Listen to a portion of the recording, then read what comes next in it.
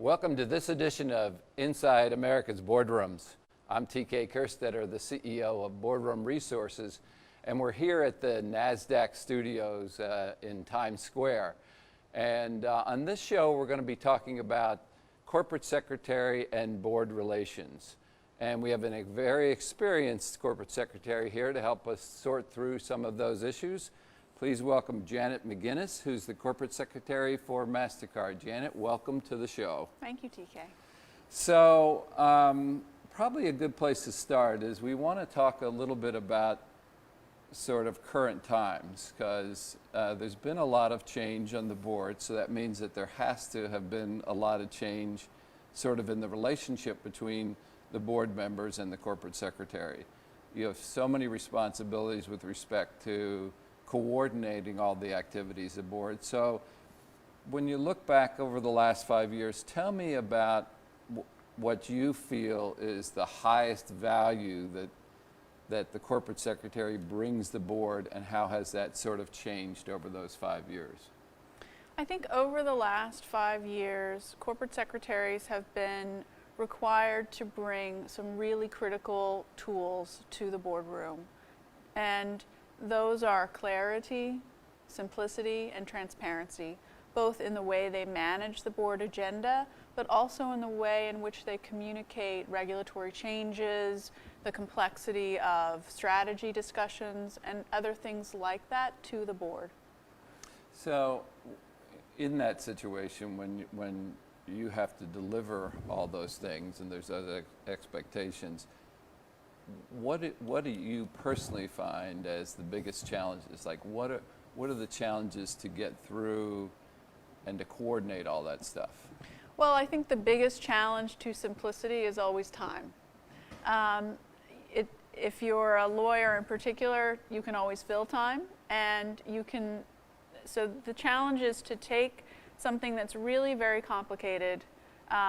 Any number of governance issues now are actually really complex and usually are interrelated with other items on the agenda. So there's almost no discussion that's happening that doesn't have some governance ramifications, whether it's about process or substance. So, can you take a very complicated issue and make it something that's understandable and that allows the board to really grasp the essence of an issue in a way that enables them to fulfill their fiduciary duties as a director, but also facilitates the conversation with management.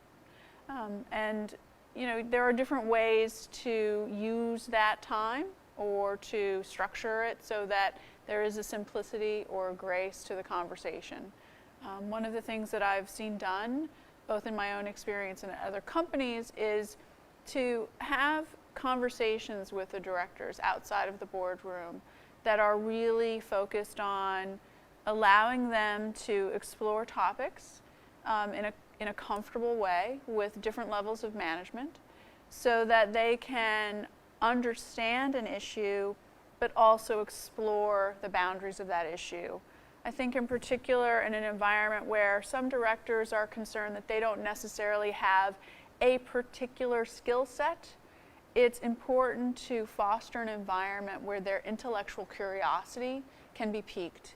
And so that's one of the things that we really try to foster, is an environment where they can feel comfortable asking their questions, going down their particular roads of experience, or probing the different aspects of an issue in a context where they're not being necessarily called upon to make a decision, or to even sort of speak more broadly to the entire board about their concerns. I think we try to allow for a safe place for them to, again, engage in their intellectual curiosity and to let that relationship develop with management as well.